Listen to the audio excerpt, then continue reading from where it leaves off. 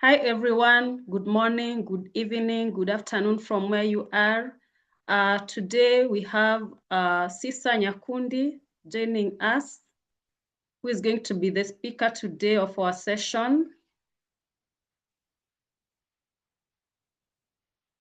And just a moment. I don't know, I think. Okay. So Sisa Nyakundi Ankiri is LPAC member and IELTA member from Nyamira chapter, a teacher of English and literature in English with over 15 years of teaching experience, currently teaching at Rigoma Girls School, Nyamira County. He has both Kenyan and Cambridge experience. He is currently undertaking his Masters of Education in Assessment, Measurement, and Evaluation at the Aga Khan University. He's an alumni of Open Program in Using Educational Technology in Teaching English and Fostering Motivation.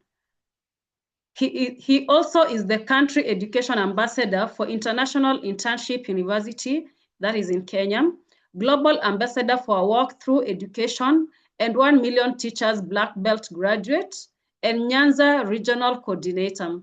He is enthusiastic about infusing technology in education. Welcome, Sisa. The floor is yours. Thank you.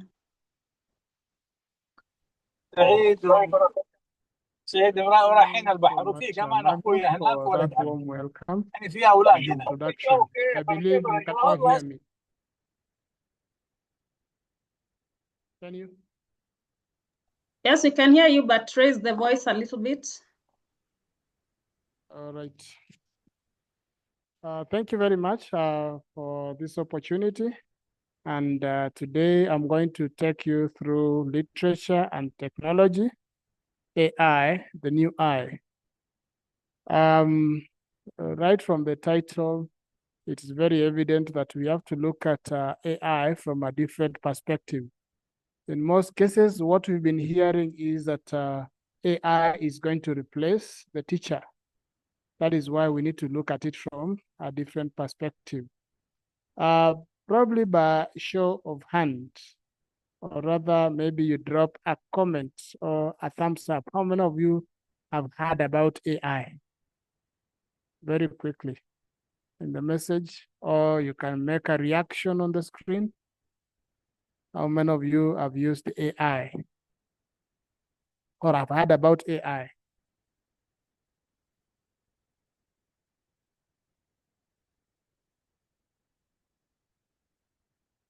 Great, Margot, I can see you're one of them. David is saying he's using AI.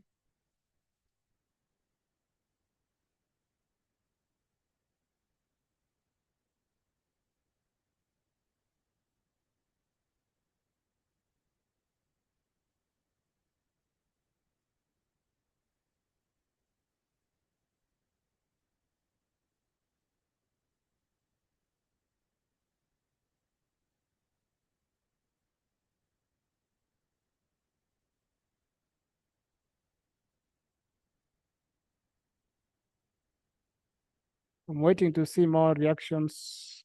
Leonard, thank you. You heard about it, or rather you're using it.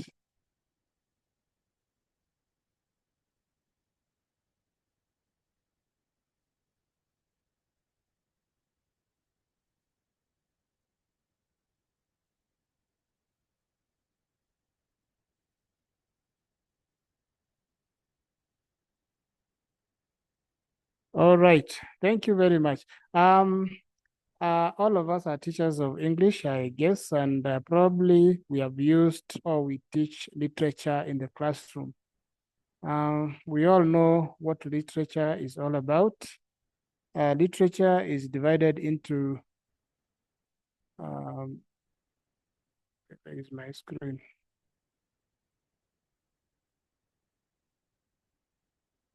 Screen has disappeared.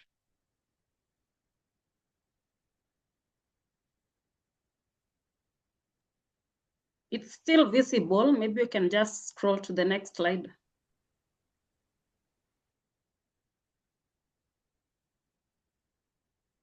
Yeah, it has refused to move. Let me stop sharing and I share again.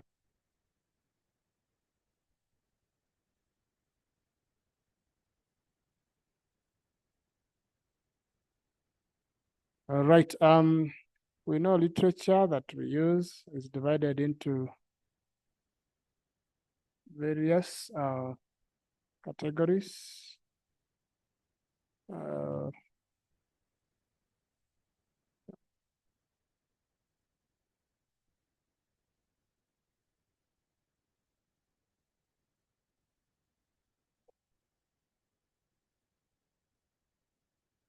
Yes, we have a prose, we have poetry or songs, we have short forms. And each of these aspects of literature involve feelings, reactions, and in most cases, we talk about character analysis. This is the area that we are so passionate about, and we always say literature is a reflection of the society or a mirror of the society. When it comes to teaching it in the classroom, we involve so many things. And sometimes when it comes to analyzing literature, there are some concepts which seem to be very abstract. And therefore, it requires a way in which we can bring this to more or less like a real thing. Okay. The aspect of literature has the challenge. In traditional literature, teaching often hurdles, right? There is limited time for deep analysis of vast text. There is a difficulty in engaging diverse learners because in the classroom, we have different types of learners. And then when it comes to assessment, there is subjectivity in grading and feedback. And of course, there is lack of personalized learning paths. With the advent of artificial intelligence, then we get an opportunity to explore powerful tools that will enable us to overcome these challenges and unlock new dimensions in literature. Well, we keep on saying AI is not replacing a teacher or the human element, but it is there to complement. We are so afraid that soon we might lose our jobs as teachers because AI is taking over. No, it isn't. So we need to be prepared on how to use it. AI, in this case, is a part of technology. That is, when it comes to processing information, we have information technology. We have what we call blockchain technology that is involved with secure data transactions. We have artificial intelligence where we are enhancing decision making, but not allowing, or rather not having AI make decisions in our behalf. We have Internet of Things where connecting is done every day, and we have gadgets that help us to do that. Artificial intelligence now is going to be the main area that we are going to look at. What are the key technologies in AI?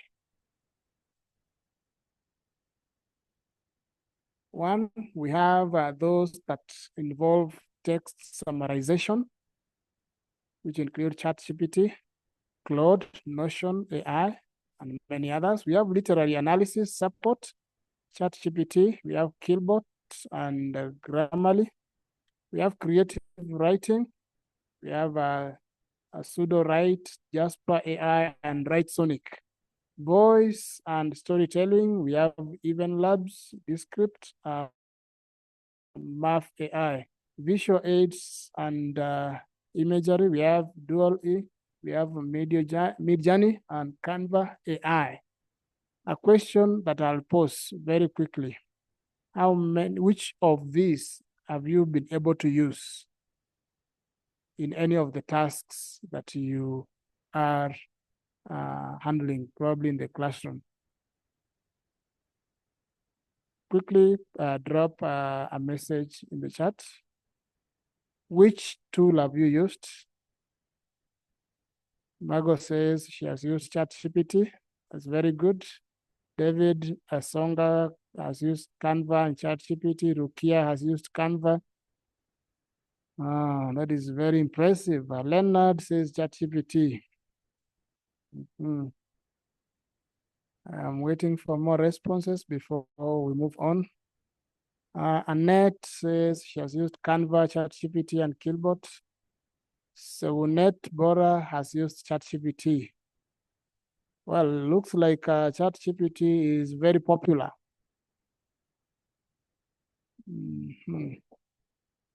David Asonga says Canva is really beautiful for presentations. I can attest to that because this is what I am using today for my presentation. You can see the evidence there. Thank you very much. How many of you have used Gemini with Google? Thumbs up if you have. Gemini with Google.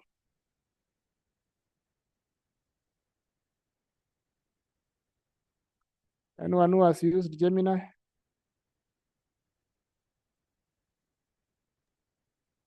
Can see David. All right, David. Thank you. And by the way, every time you go to Google, you are searching for something, the first response you get is from Gemini. You may not know it, but it is the one that gives you the first response. And then there are other options. So if you have interacted with the Google search, all of you have used Gemini. It's the most popular one, as much as ChatGPT is taking precedence. Thank you very much. Let's move on. What can we do?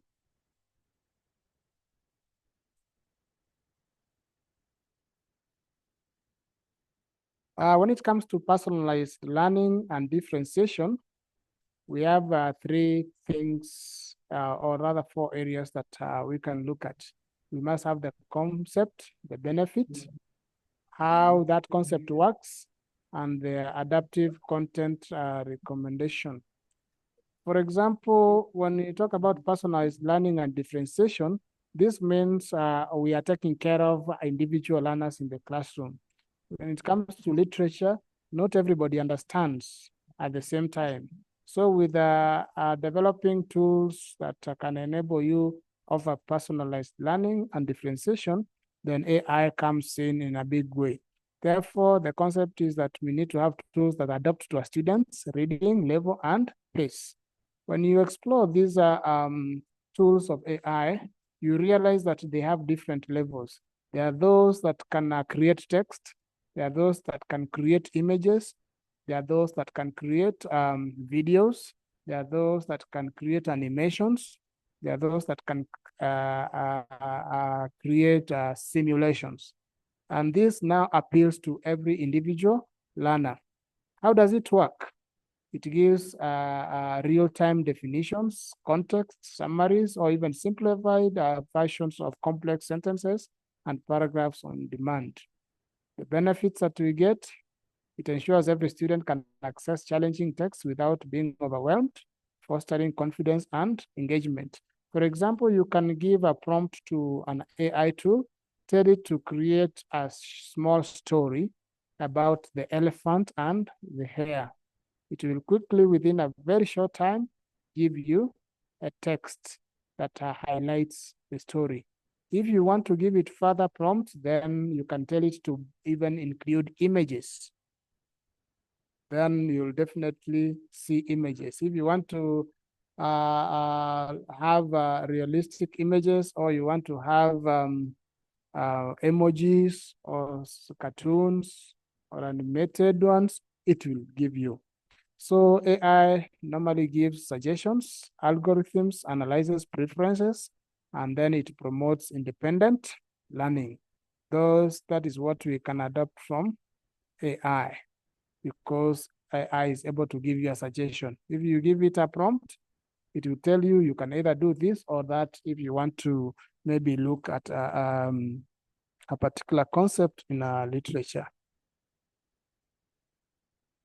When it comes to text comprehension and summarization, you can use AI to simplify complex text for younger readers. We can also generate summaries of long passages or chapters. For example, if you come across the play Macbeth, you can summarize it for learners, okay? Especially speakers of the second language or who use English as their second language. They may have challenges in interpreting the kind of English that has been used in the play.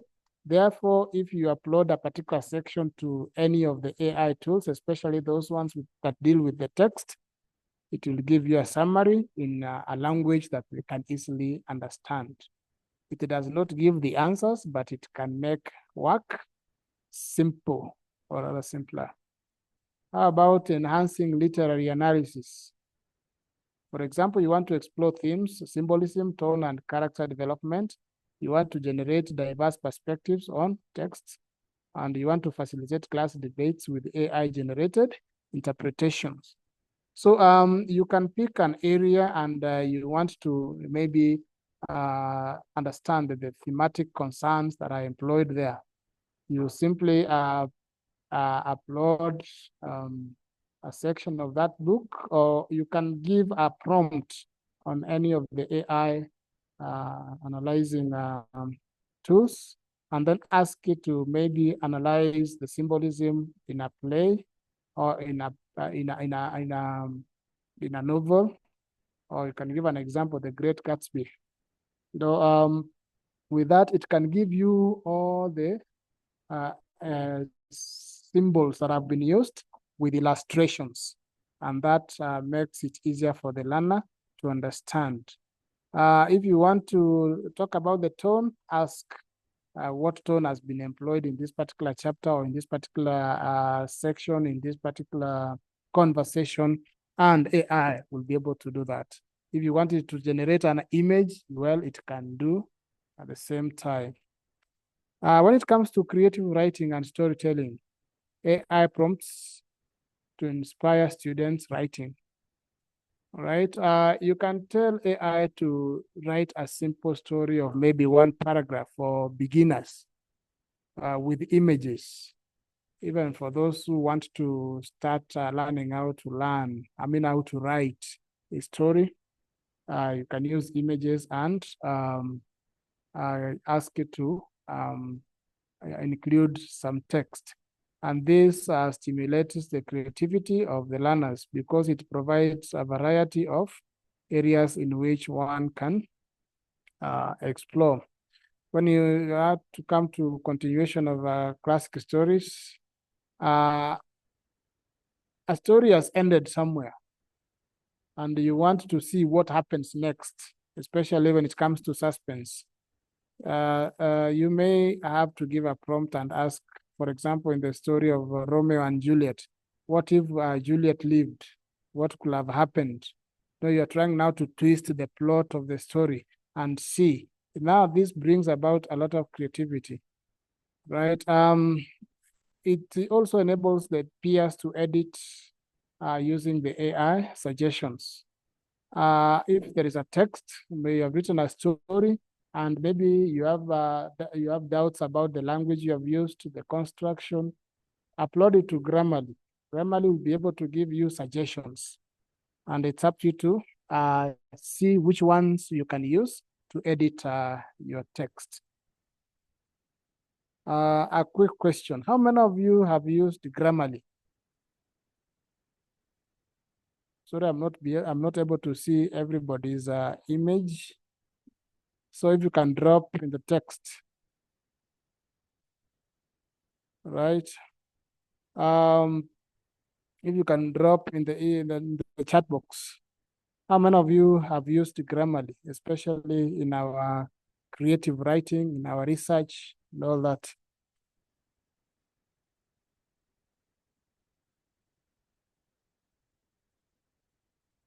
So Net Bora says he uses it. That is very good.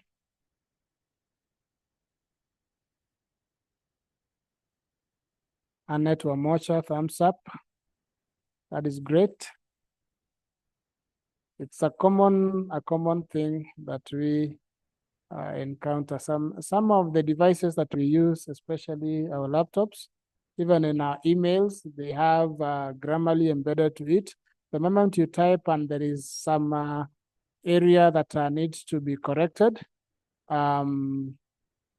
it highlights for you, and then you're able to make the changes. When you're sending a mail via Google or Gmail, Outlook, it's a common feature. Even our word processors, they also employ AI. When you make a mistake in a spelling or sentence construction, we see that being underlined.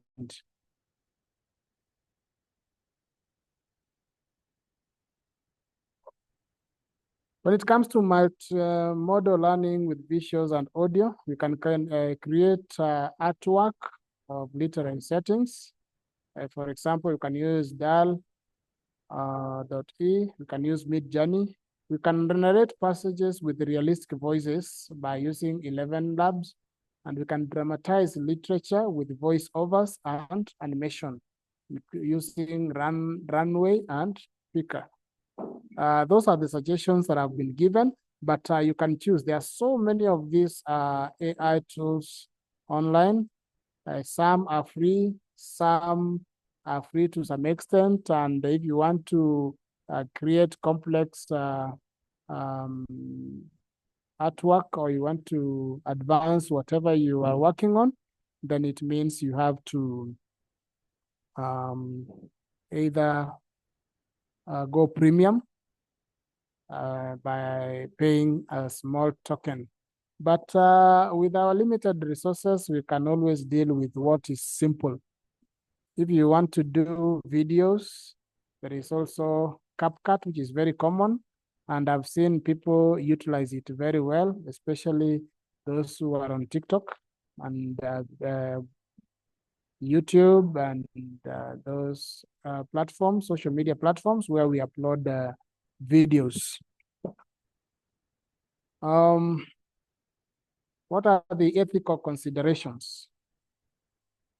Sometimes whenever we are doing especially research, we are told that we can employ AI, but we need to also avoid picking or lifting whatever is generated by AI and transferring it into our work. Therefore, we need to encourage original thoughts, not over-reliance. We need to teach students to evaluate AI-generated content critically, because not all these AI are 100% accurate. There are also mistakes, and sometimes they give disclaimers that this is not as true as it may be. So whoever is using has the discretion to adopt or not, or to edit or change whatever content has been generated. We also need to discuss authorship and plagiarism boundaries. AI picks information that is available on the internet and then presents it in the format that you want. That means it picks from various authors. Therefore, there is need for us to be very careful, especially when we are presenting academic papers in terms of literature. Even the lessons that we make, the analysis that we do for the learners, we need to be very keen on how to go about it. Otherwise, we might be sued for plagiarism, which is a very serious crime in the writing field. So that is what we mean by ethical considerations. You have to take care of that. What are the best practices? Use AI as a co-pilot and not a replacement. When you have a co-pilot, it's somebody who is helping you to navigate around. Let us use AI to go around, but not to be the real thing that does our work. We need to combine traditional methods with the new tools. We cannot 100% move away from the traditional way of doing our teaching. Let us also encourage exploration and critical thinking, and regularly assess AI's accuracy and appropriateness, because not all content that is generated by AI is accurate.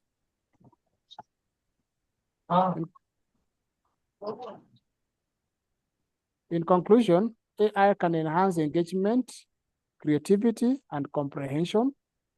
It prepares students for a tech-integrated future, and with thoughtful use, AI becomes a valuable literary companion. It does not become the teacher, but it becomes the companion. Up to that point, I'd like to say thank you for being a wonderful audience. It's at this point that I open the forum for questions, comments, reactions, of which I will also give a small task as we prepare for the reactions. Based on how the presentation has gone, you can be able to analyze the speaker.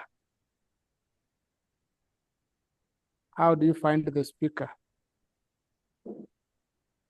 You are not, I've not projected my image, but you can analyze from the way I have been speaking. So you can easily say how I look like. So with 2-3 words, you can upload that on ChatGPT and say the speaker has a round face, big eyes, a flat nose, and he speaks with a deep voice, or he speaks with soprano, and then ask ChatGPT to generate a real image of the speaker. If you can try that, you'll be able to see the kind of person it will bring. For those who are teaching the 844 system, we have set books in place. You can pick a character in one of the set books. You can say, if it's Fathers of Nations, you can pick a character like Professor Kimani. From the way he is described, you can put that information onto ChatGPT and allow it to create an image.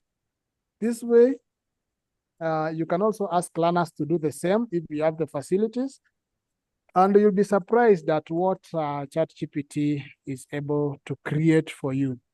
Thank you very much. Back to you, Margot, and I welcome now everyone for reactions and comments. Thank you, Sewunet. Thank you so much, Sisa. Do you have any questions? Anyone with a question up to that point?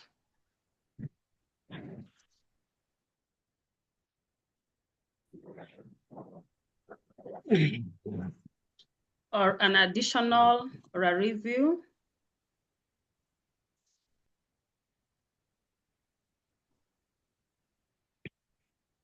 Okay, we have Dr. Sadiku says it's a good one. Dr. Hitesh says excellent, greatly, highly informative.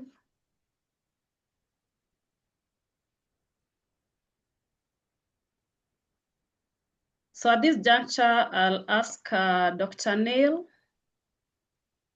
to issue the certificates of the speaker. Yeah, we have Julian saying great performance, IELTA Kenya. Thank you, Dr. Julian.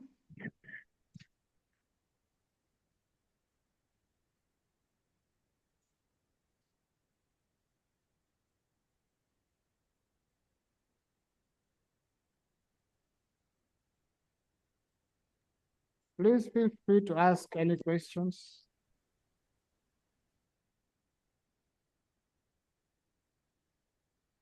Dr. Neil, are you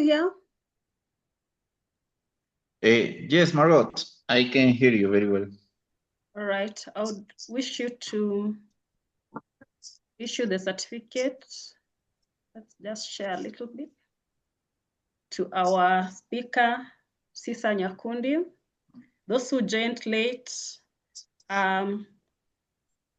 Sisa is the speaker of today's webinar. It's the 13th webinar since we started. And Sisa is a well-trained teacher and has experience over 15 years. And that's why he was so good at it. Yeah, we'll have certificate of attendance, just a moment. So Sisa, you able?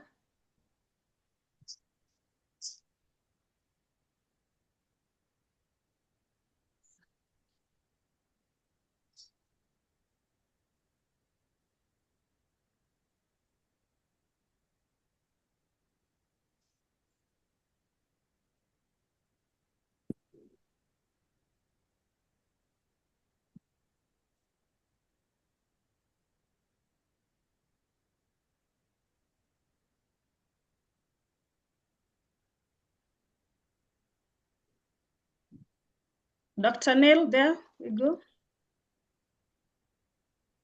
Yes. Oh, thank you. It's an honor for me to provide this certificate to teacher Sisa Nyakundi, an extraordinary speaker about technology and artificial intelligence, the new AI.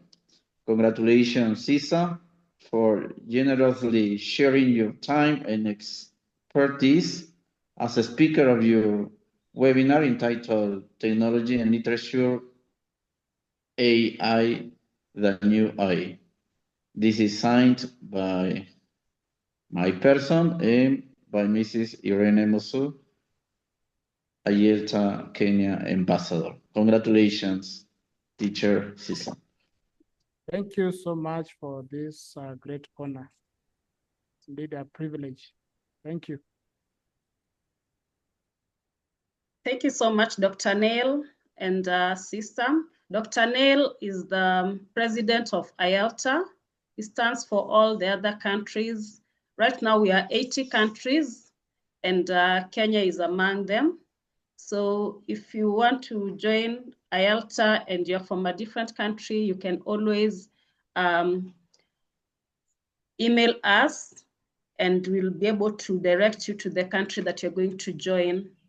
So at this point, I'll share the link for your certificates and you'll be able to receive them on your email, certificates of participants. Thank you so much for joining. It was a wonderful session. Thank you.